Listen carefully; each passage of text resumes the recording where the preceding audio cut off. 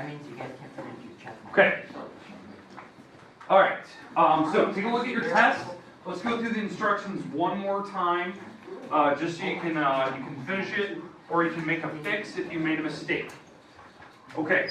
Obviously your name's already on it, but number 1, 1 and 2, make sure that you wrote your answers as a colon method and fraction in simplest form. Okay, so that's where you might want to use a calculator to write it in simplest form. If you didn't simplify it, I count it wrong. Okay. 3 and 4, you got to write those as ratios. Try to get them to the same label if you can. I know one of them you can't. Then you need to simplify them. You do need to simplify those because I even say that in the instructions. 5 and 6, you got to figure out which ratio is bigger, and if they're equal, you put the equal sign between them. But remember, you have to put the inequality if one's bigger than the other. There's a bunch of different ways to do it. I think the easiest way is to do cross product. Okay, that was your hint. 7 and 8, you have to find n. 7 and 8, you got to find n. There's a couple different methods. Just make sure that you're showing work on those. So if there's something you need to do, you're going to show me how that works. Make sure of that. 9, 10, 11, and 12, you're using proportions. That's your hint. Set those up. Make sure that your labels across from each other are the same. And whatever answer you come up with, you need to label that answer. So if you're finding gallons of gas or mileage that you're going to go, make sure that you label it. So maybe it's 10 gallons or 200 miles, something like that. If you don't label your answer, I count it wrong. 13, 14, you got to use the map. I give you the scale that you have to use. The 520.5 miles is 2.75 inches on the map that I provided you. But then you got to find the distances between the cities, so you're going to have to use your ruler and measure. Make sure that you are showing the work. If you get a wrong number there and you don't show me how you came up with it, you missed 3, 4 points.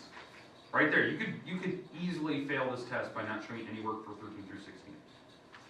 So you got to show me something. So maybe you want to go back and make some fixes. And make sure you are labeling your answers. Because like on 13, 14, I'm looking for miles. So you better tell me miles. 15, 16, I'm looking for cities. Could be a city or cities, plural. Okay, and you got to figure out which one. So my hint on number 15, 16, figure out how many inches you need to travel. That will help you on the map itself from whatever town. Okay, I'm going to give you a little bit of time. At least take 5 minutes and look over each problem. Go through maybe the work one more time in your calculator, make sure that your answers are lining up correctly, that they're giving you the same thing. If you're done, you can put it in the basket with your name on it, but at least work on it for 5 minutes and double check each answer. Okay, because it takes 5 minutes to check those. Okay, when you're done, you can turn in, and I'm going to ask you to stay at your own desk and kind of work quietly on something.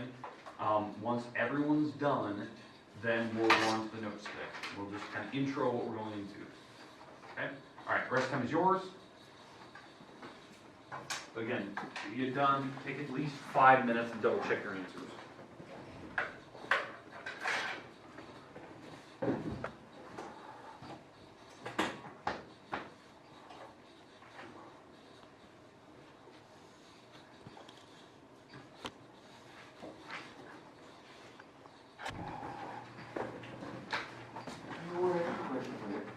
Good question for me? All right. So hey, let's put down our computers, put everything away, get rid of the headphones. All right. The section we're going into, the chapter we're going into is chapter 6. Okay, that's the next chapter we're going into, obviously. Now, after this one, we're going to bounce around a little bit. This chapter is kind of the last chapter that talks about uses for decimals and fractions. 6. Yeah. Didn't even notice. All right. So chapter 6 will be one of the last chapters we talk about where it ties in decimals, fractions, uses. If you think back to chapter 5, and you think about what were the major things we talked about in that chapter, other than just fractions, it was proportions, right? We did a lot of proportion stuff. Well, in this chapter, the main focus is actually on percents. Percents, right? So it's actually, taking a ratio and showing it in a decimal form, something that's of actual use.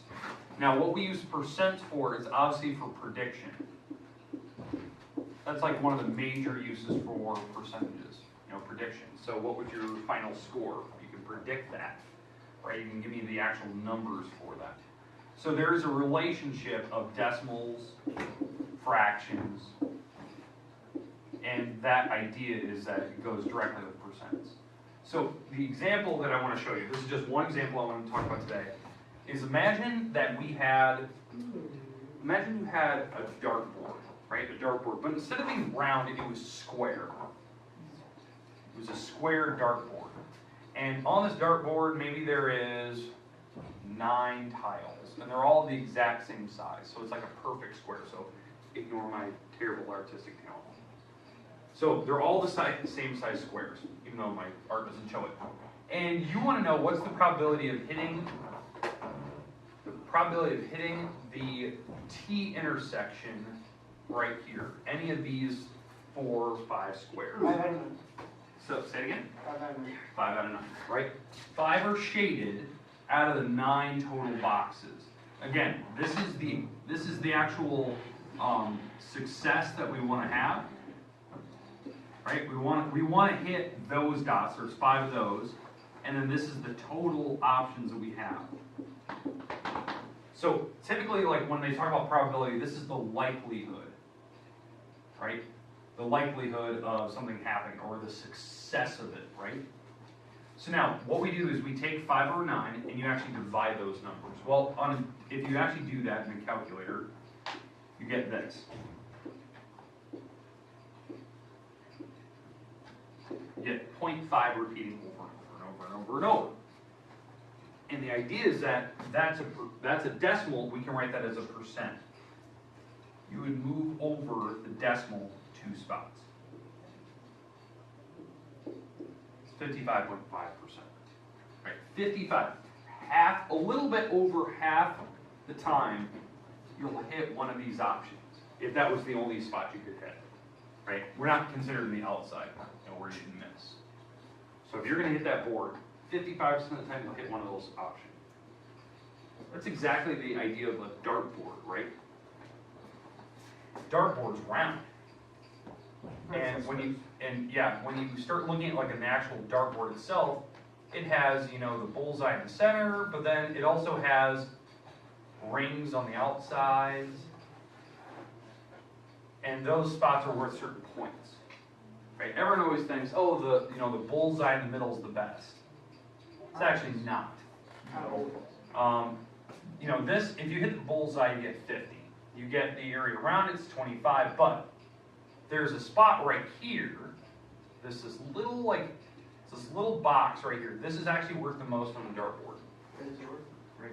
It's triple 20. So it's 20 times 3. So that's 60 points versus 50 in the middle. Now, the reason why they do it, probability of hitting that is actually really low. It's actually one of the hardest spots to hit on the board. In fact, I'm very surprised that, all of these aren't worth that same value, but it's triple whatever number they made it. So this is the 20 mark, and 1 and whatever. But they're going off the probability, right? They're going off the idea, the percentage, or the percent of that likelihood of it happening. All right, now can you see why on my chart, my square, my square dartboard, why it's 55% better, right? It's almost perfect half. There was 5 that were shaded, 4 that weren't. You're just over half, 5 out of 4, right? So that's why you're over 50%. 50% is exactly half, like shared. Equal misses, equal successes. So we're just over that, so we had 1 extra box. All right, questions, comments about what we're going into? Now, obviously, we're going to start with this. We're going to mold ourselves into like story problems. We'll mold ourselves into, different probabilities and stuff. Eventually, we'll get back into cards and dartboards and other things. So kind of fun stuff. We're actually bringing it in? What? We're actually going to bring a dartboard? That'd be fun. I'm a champion, guys. We'll see. Just like I said with the basketball. Yeah. I'm not trying to go with like a magnetic dartboard. I want to actually. Aww. I don't want to poke holes in things. So, and I've seen this guy throw it. He's gonna be. The walls I got are one. electric. The walls are one electric dartboards. If we have darts, I bring it. I I have like custom made darts. All right. But that's kind of what we're going into, so that gives you kind of a heads up. But again, tomorrow we'll go through some notes. We'll go through the tests that we did just today. So you'll get to see your score, see how you did. We can bring a big giant cardboard box, so if anybody misses it, it'll hit the cardboard.